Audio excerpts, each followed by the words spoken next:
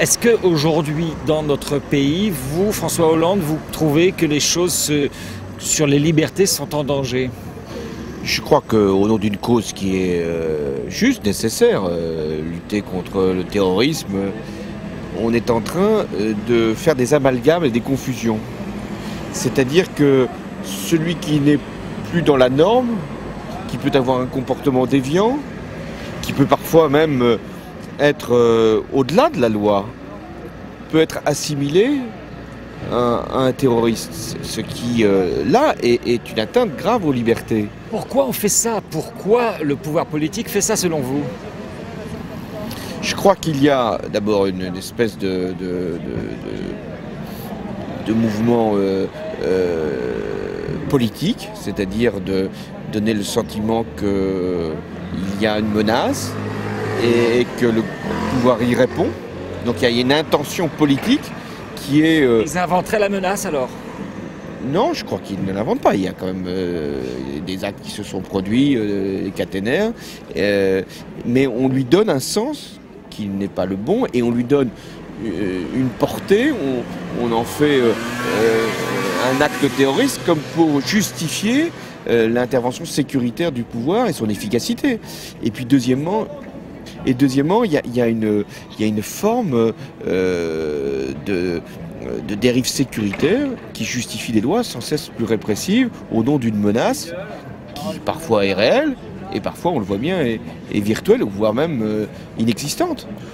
Vous avez quand même dit que, d'une certaine manière, le pouvoir politique pourrait favoriser la qualification d'actes répréhensibles mais, en actes terroristes pourquoi? Pour que la population se sente en sécurité avec ce gouvernement? Je crois qu'on a suffisamment à faire avec le terrorisme réel Oui. pour qu'on n'aille pas en inventer un qui n'existe pas, qui relève peut-être d'autres procédures. Donc, mais pourquoi il invente le pouvoir alors? Peut-être pour montrer une efficacité qui, sur d'autres terrains, notamment économiques et sociaux, n'est pas forcément au rendez-vous. C'est grave vos accusations, M. Hollande, là? Je pense que c'est grave. Enfin, mettre en cause des hommes et des femmes, les priver de liberté, les accuser de terrorisme, c'est grave. L'erreur, à mon avis, qui a été commise par la ministre de l'Intérieur, a été de théoriser, à partir de je ne sais quel livre ou je ne sais quel comportement ou de réseau supposé, de théoriser l'existence d'une gauche ultra-gauche, dont il faudrait absolument mettre hors d'état de nuire ces prétendus doctrinaires ou exécutants. Bon, je crois qu'avant de porter une telle accusation, je ne dis pas qu'il n'y a pas un moment des surveillances à observer. Il y a sûrement des surveillances à observer et même des répressions à exercer quand il y a des mises en cause des matériels ou des biens qui appartiennent à l'État ou qui appartiennent à une entreprise publique.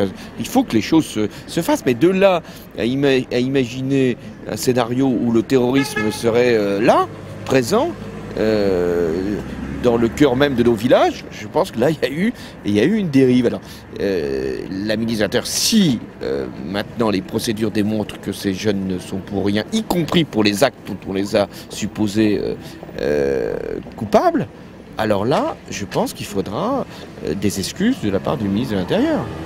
Si maintenant, on lit les livres et on recherche leurs auteurs et on interprète leurs textes, et on va les chercher manu militari, y compris même en Corrèze, pour les mettre sous les verrous, c'est vrai que c'est inquiétant.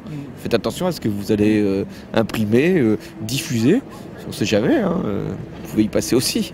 Et c'est ça d'ailleurs qui est troublant dans cette affaire de Tarnac, c'est qu'on se dit... Vous êtes inquiet, vous? Parce que... On ne sait jamais. Qu'est-ce qui peut se produire? Moi je ne crois pas que mes textes encore m'exposent, mais quelqu'un qui... La littérature est pleine quelquefois de délire d'ailleurs, mais on commence à lire ces textes, à supposer que cette fiction devienne peut-être une incitation au passage à l'acte, et qu'on peut se retrouver là comme ça, mis au fer. C'est vrai que c'est assez troublant. Hein?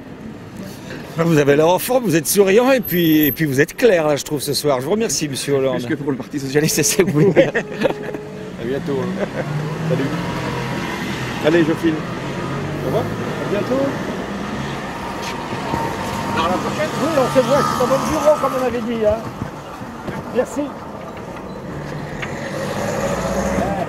Là aussi, c'est bien. Très bien. Attends. Très bien.